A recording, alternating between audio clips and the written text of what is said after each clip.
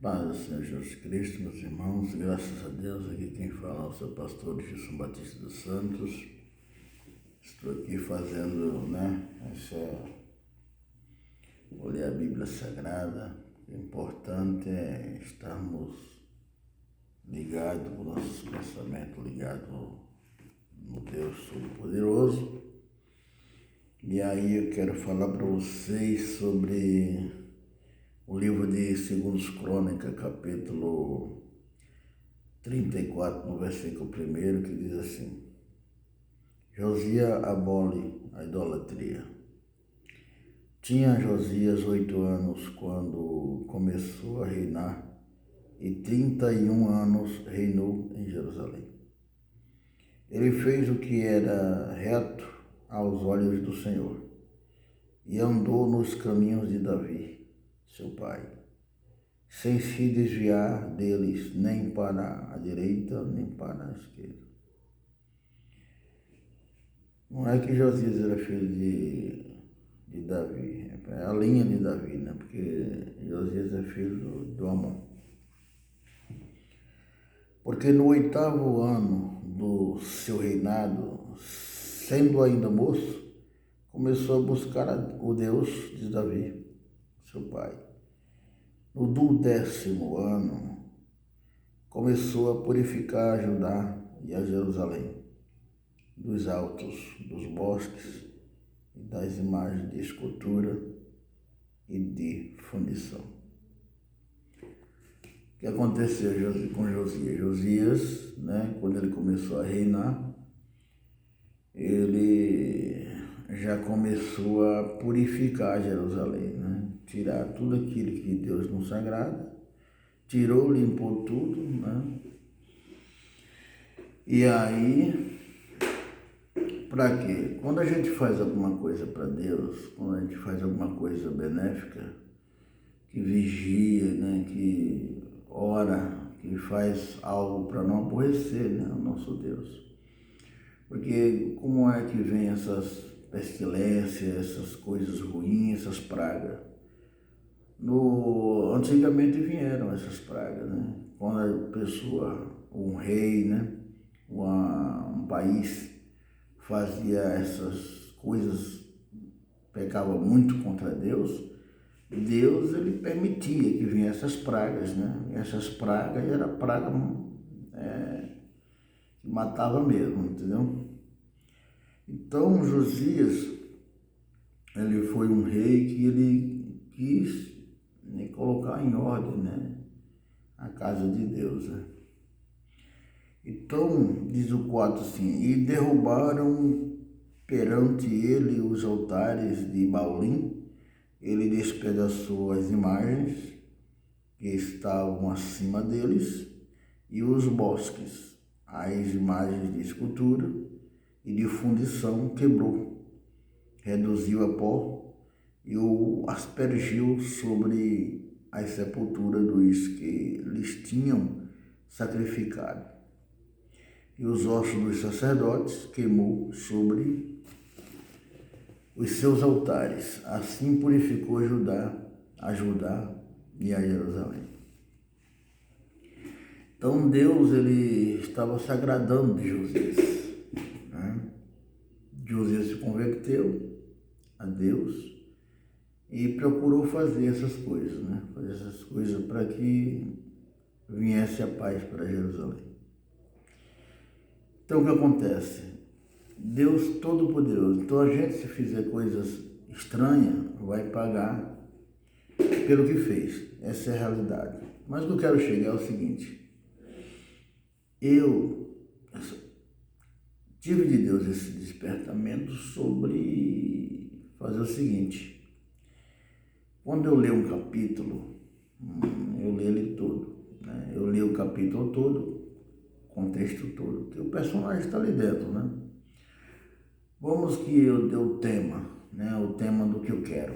Eu vou pregar sobre cura, vou pregar sobre avivamento, sobre verdade, sobre bênção divina, sobre o Espírito Santo. Então eu faço um tema. Só que para eu pegar de cada capítulo, pegar um versículo, né? Eu tiro um versículo de Mateus, tiro um versículo de Crônica, tiro um versículo de Jeremias, Isaías, eu faço um apanhado, né, de versículo, uma aglomeração, e eu vou dar uma mensagem ali. Geralmente, quando a gente chega na igreja, né, pode fazer isso, aconteça isso, né?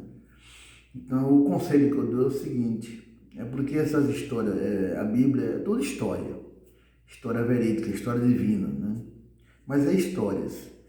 Então, o que eu sugeria, né, no momento, era que a maioria dos pregadores, os que estão iniciando agora, contasse as histórias bíblicas, que é um testemunho, né? Então, a gente vive pelo testemunho passado, né, que alguém passou. Então, nós não podemos inventar nada agora, né?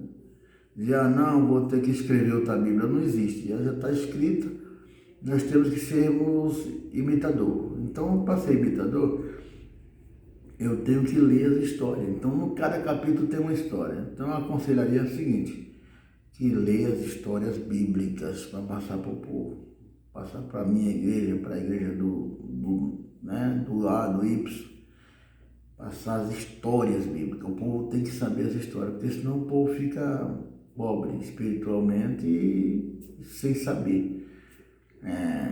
A Bíblia fala que a gente tem que ler para ser sábio. Então, se eu não tiver essa insistência de ler, né, de buscar a Deus, de ler os capítulos todos, né, saber as histórias, né, memorizar aquelas histórias, para passar para a igreja fica mais, tanto ela fica mais espiritual, como ela fica mais sábia, entendeu? Ela fica sabendo o que foi falado naquela noite, né, a história de quem, por que aquele personagem passou aquilo ali, né, se passou aquelas aflições, é a mesma que nós estamos passando hoje, que Deus é sábio. Ele já fez uma Bíblia para daqui a 5 milhões de anos, além de mim, essa Bíblia, né, antiga, possa converter, ainda converte as pessoas todinha. Quem se converte com palavras de 2000 anos atrás. Então não tem nada moderno. Moderno não existe modernidade não é esse negócio de moderno para a Bíblia, não, nada disso. A Bíblia tem 2000 anos, né, para cá, e os personagens têm mais de 5.000 anos para trás, né, antes de Cristo, né, 3.000 anos antes de Cristo. Então, o que acontece? Não é coisa nova, né? O que aumenta hoje é o pecado. Agora, a modernidade está certa, a eletrônica, tudo certo aí. Mas o que aumenta no homem agora é o aumento de pecado. Então, por que aumenta o pecado? Esfria, né? Por aumentar a iniquidade, o amor de muito esfria. Então, é por isso que o povo está esfriando, por causa que está aumentando o pecado. Então, o que Josias fez? Josias veio, né, para você ver que é necessário você ler a Bíblia. Josias não está sabendo de muita coisa, mas mandou o escrivão dele, né, o escrivão Safã, mandou falar com o sacerdote Ilquias para reparar o templo de Deus. Ele teve cuidado da obra de Deus lá em Jerusalém.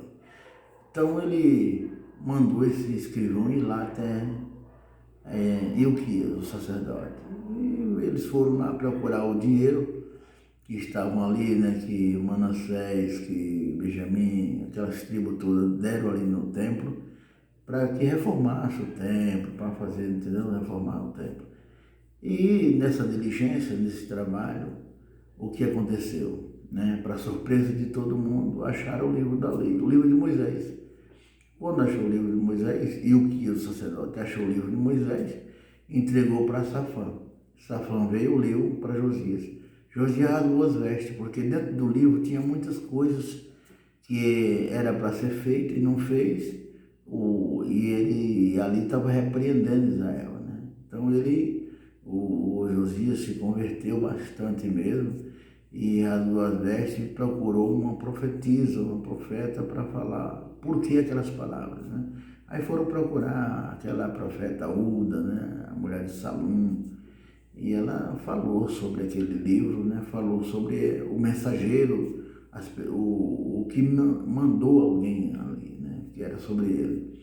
E Graças a Deus, esse entendimento, porque esse entendimento, mais ou menos, né, não é que é um capítulo, é muitos versículos, né? O versículo mais ou menos tem na faixa de uns 33 versículos, né? Muita coisa, mas é uma história que tem que ser dita, né? Então a gente tem que falar ao contexto bíblico para a igreja ficar sábia. Né? O versículo 5 daí, os ossos dos sacerdotes queimou sobre os seus altares, assim purificou a Judá e a Jerusalém. Por que purificou a Judá e a Jerusalém? Por quê? Porque aqueles altares não era para eles entregavam aqueles incensos, não era para Deus, era para Deus estranho, né? Não era para o Deus verdadeiro naquela época. Né? Então foi feita essa punição. Né? Então os ossos daqueles profetas foi queimado em cima do altar, né? Sobre os altares deles mesmo que eles fizeram para queimar, fazer outras oferendas. Né? Agora não tem mais negócio de bode, não tem mais de essas coisas, a gente não pode ter mais isso, né? Não pode entregar mais, matar bode, matar essas coisas não. Agora é o sangue de Jesus que nos purifica de todo pecado. Então é isso que eu deixo para vocês, o quê? Vamos ler as histórias bíblicas, vamos passar para as igrejas a história bíblica. Ler o contexto, ler o capítulo, entendeu? Todo, não é ler assim, um versículo ali, em outro versículo lá e fazer uma pregação. Não, vamos ler as histórias, que é para o povo entender, o povo conhecer os personagens, né? Conhecer os que vieram antes, entendeu? A história de Moisés, Jacó, Isaac, é assim que funciona.